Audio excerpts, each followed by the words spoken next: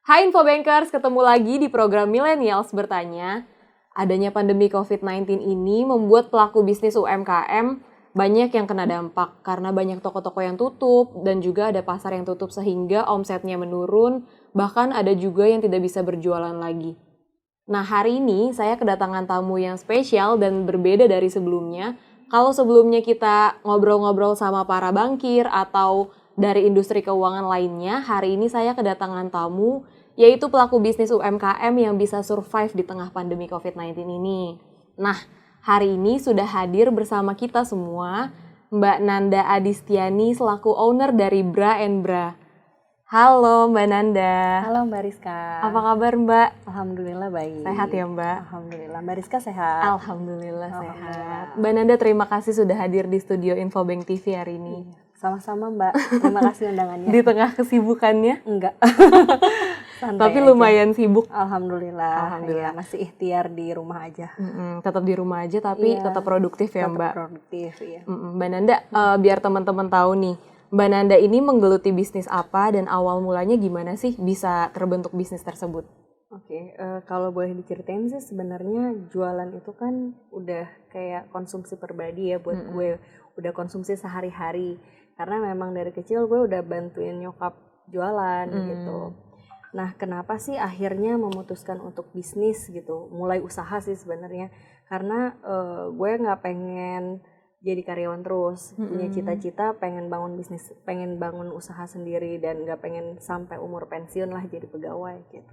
Awal waktu akhirnya lo memutuskan buat oke deh gue bangun bisnis sendiri dan akhirnya itu benar-benar dipegang sendiri tanpa kerja kantoran lagi, itu awalnya dulu banyak pertimbangan gak sih?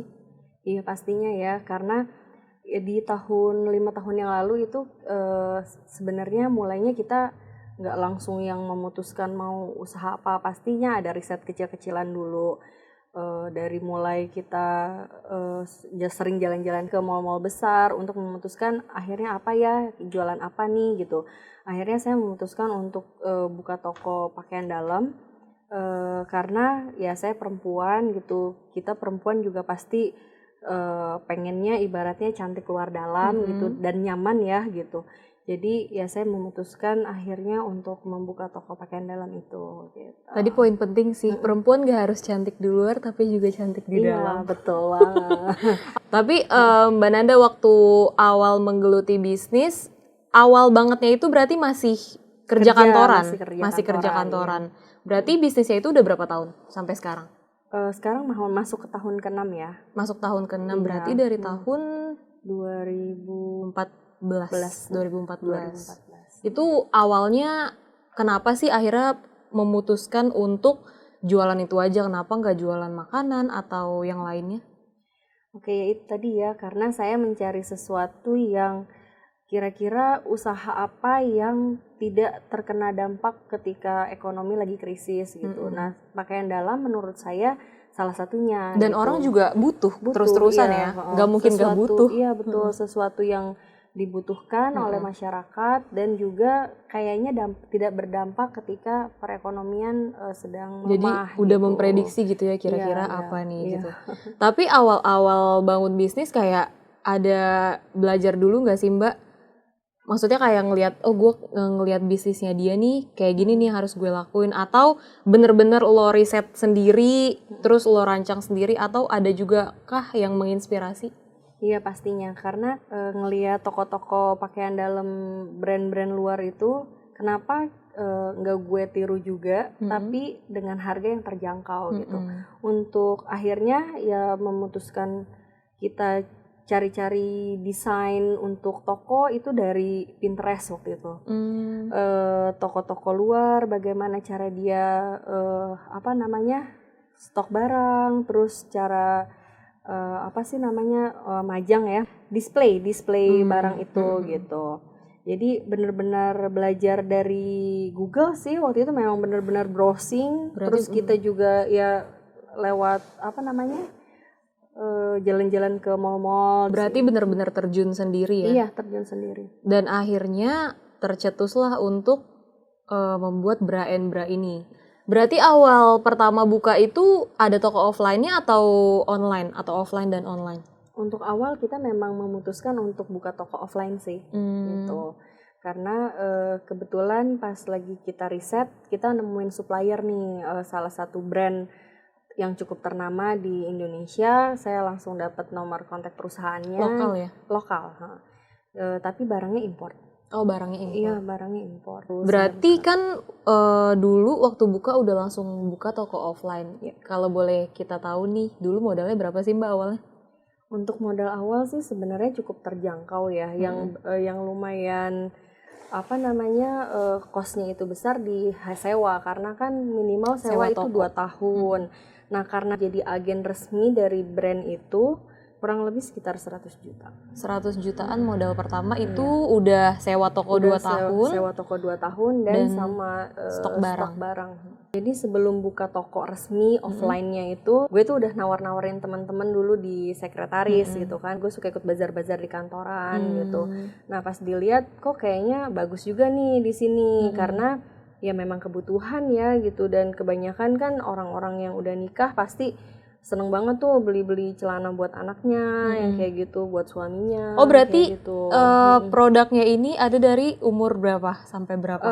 Memang karena toko pakaian dalam ya, jadi semua wanita, pria, anak-anak gitu. Iyalah, kita kan sebagai wanita yang sudah menikah tetap harus tampil cantik dong di hadapan suami khususnya, apalagi kita muslimah ya, maksudnya hanya boleh terlihat sama suami gitu. Jadi ternyata pas udah berjalan pun penjualan untuk baju dalam seperti lingerie, baju tidur seksi gitu ya, itu justru diminati oleh orang-orang yang berhijab syar'i gitu. Oh gitu. Iya, karena mereka bilang, oh kita udah tertutup di luar, kita ingin memberikan hal yang berbeda lah. Itu ada yang cerita kayak gitu, Mbak? Iya. Maksudnya itu temen terdekat lo atau enggak, kadang customer, iya.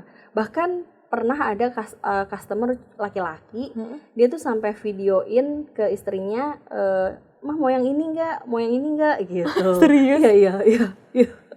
Wow. Itu ya tadinya kita coba-coba ya untuk jualan pakaian bisnis malam itu, ternyata memang pangsa pasarnya ada gitu dan lumayan banyak. Produk bra and bra itu yang paling murah berapa sih dan yang paling mahal berapa? Kayaknya gue abis ini mau scroll Instagramnya. Boleh. Yang paling murah ya karena kita jualan celana dalam ya, itu ada kok yang lokal-lokal dari kisaran harga 5.000. Oh, ada. Untuk ya? paling mahal karena kita jualan pakaian dinas tadi itu ada sampai 250.000. Jangan-jangan itu yang banyak diminatin orang? Target marketnya sih sesuai target market ya. Jadi memang kayak lingerie sama baju tidur seksi itu ada target marketnya sendiri. Kayak baju BH menyusui juga kita punya target marketnya sendiri gitu. Maternity kan. Untuk BH juga banyak macam-macam tuh jenisnya kan gitu. Ada yang suka tanpa kawat, ada yang suka pakai kawat gitu sih. Tapi itu tadi kan yang termurah 5.000. Kalau yang paling mahal? 250.000 tadi. 250.000 tadi ya. Itu di bra and bra ada nggak untuk produk olahraga? Kan kita kan harus beda kan ya Mbak ya? Kalau untuk olahraga atau buat keseharian itu beda kan? Ya, ada juga? Ada. Kita ada berarti lengkap BH ya? lengkap ya. Hampir semua varian. Bahkan celana busa tahu nggak? Yang buat tepos-tepos itu tahu, ada tuh. Celana yang ada busanya. Buat kalian yang mau menambah volume. Iya. Ada. Ke bra and bra. Ke bra and bra aja ya. Terus apa lagi tuh yang unik-unik? Yang unik-unik ya itu ya, maksudnya BH sport tadi juga jenisnya banyak. Kayak celana dalam juga bahannya juga beraneka ragam ya. Untuk sehari-hari itu lebih baik sih disarankan pakai yang jenis katun. Iya. Tapi kalau pada saat untuk perempuan yang menstruasi disarankan pakai celana dalam yang terbuat dari spandex atau seamless itu. Karena supaya nyucinya juga mudah gitu. Karena kan kita perempuan emang agak picky ya untuk milih underwear tuh. Dan gue juga masih nggak tahu sih sampai sekarang harus berapa lama sih gue harus ganti. Maksudnya nggak boleh pakai yang itu terus selama berapa lama? Itu berapa lama sih Mbak?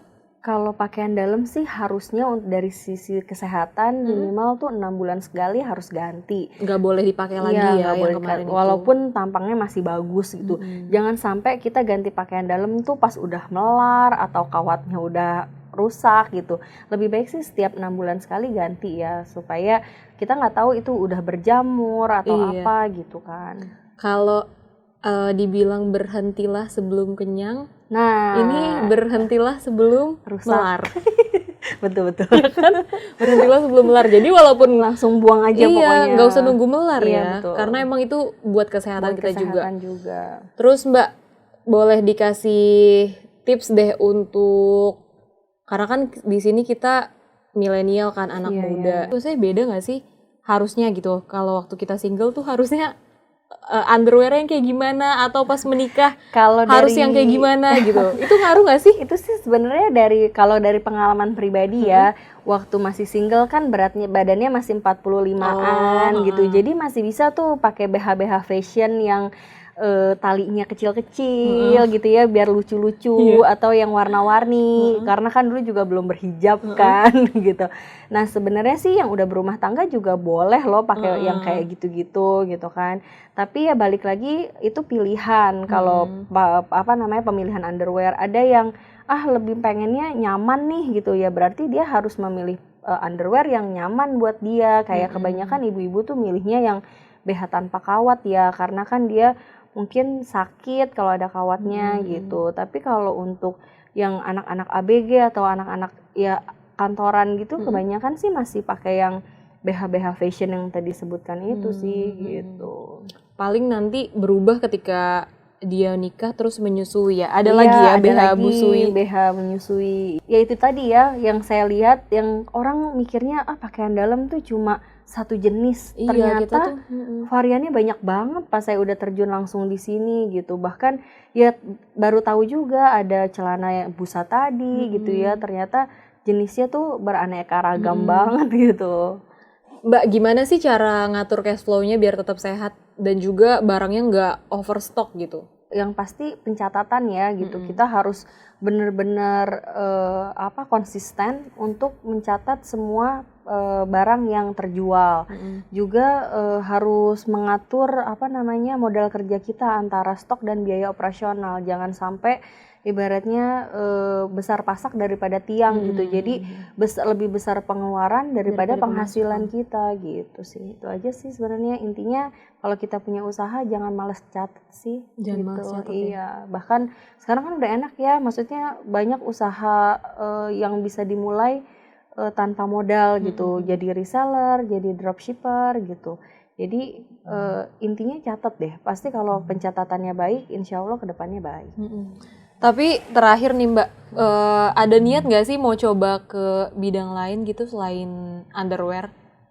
Saat ini Karena sih, udah tahu triknya gitu. Iya, Mau nggak iya. sih coba di bidang lain? Kalau yang saya lakukan sekarang, jadi ketika kita buka suatu usaha, itu peluang-peluang lainnya tuh terbuka. Kayak misalnya dulu saya jadi agen salah satu brand aja, tiba-tiba ada sales brand lain yang menawarkan produknya ke saya. Terus juga karena saya jualannya pakaian dalam, saya juga sekarang menjual kayak organizer buat pakaian dalam itu sendiri, kayak tempat buat penyimpanan BH, celana dalam, ya storage-nya gitu. Jadi bahkan kayak misalnya untuk packaging, itu ada yang suka tanya tuh, Mbak, beli packagingnya tuh di mana sih? Itu apa sih nama plastiknya? Jadi makanya untuk ya para millennials yang lagi mau usaha, pokoknya intinya niatin aja dulu, pokoknya harus semangat gitu, dan jangan jadikan modal itu alasan untuk tidak melakukan, untuk tidak memulai usaha. Gitu. Yang penting berani maju, ya nggak sih Mbak, berani melangkah. Iya. Nah, mungkin boleh nggak sih buat teman-teman yang nonton nih, kalau mau jadi resellernya Mbak Nanda? Boleh banget. Boleh gitu ya. Caranya gimana? Caranya gampang, tinggal cari Instagram kita. Nanti kita cantumin. Nanti dicantumin di bawah ya. Terus kita juga ada WhatsApp link dan ada Shopee. Kita juga bisa belanja di Shopee. Pokoknya nanti syarat-syaratnya bisa langsung di WhatsApp aja ke Bra. Karena ini kan salah satu kesempatan juga ya, Iya, karena betul. yang kita tahu juga banyak yang kena PHK. Iya, Kan siapa betul. tahu ini juga bisa menjadi sumber penghasilan kan bagi mereka. Oke Mbak Nanda, makasih banget udah nyempetin datang ke studio Infobank TV di tengah kesibukan Bra and Bra yang semakin Sama-sama. maju. Amin. Dan juga terima kasih sudah menginspirasi kita nih, terutama gue juga sih akhirnya jadi tahu kan Iya. sebetulnya tuh gimana cara milihnya dan gimana cara ngerawatnya gitu kan. Oke, ya amin. Makasih ya Rizka untuk kesempatan ini juga. Mudah-mudahan Infobank nanti tetap eksis dan Bra juga menjadi berkah buat semuanya. Amin. Amin. Nah, Infobankers, itu tadi obrolan seru kita bareng Mbak Nanda. Nah, untuk kalian pelaku bisnis UMKM, jangan nyerah walaupun keadaan ekonomi sekarang belum normal. Dan juga, tadi juga Mbak Nanda udah bilang tetap fokus dan juga tetap optimis. Sampai ketemu di program Milenial Bertanya berikutnya. Dah.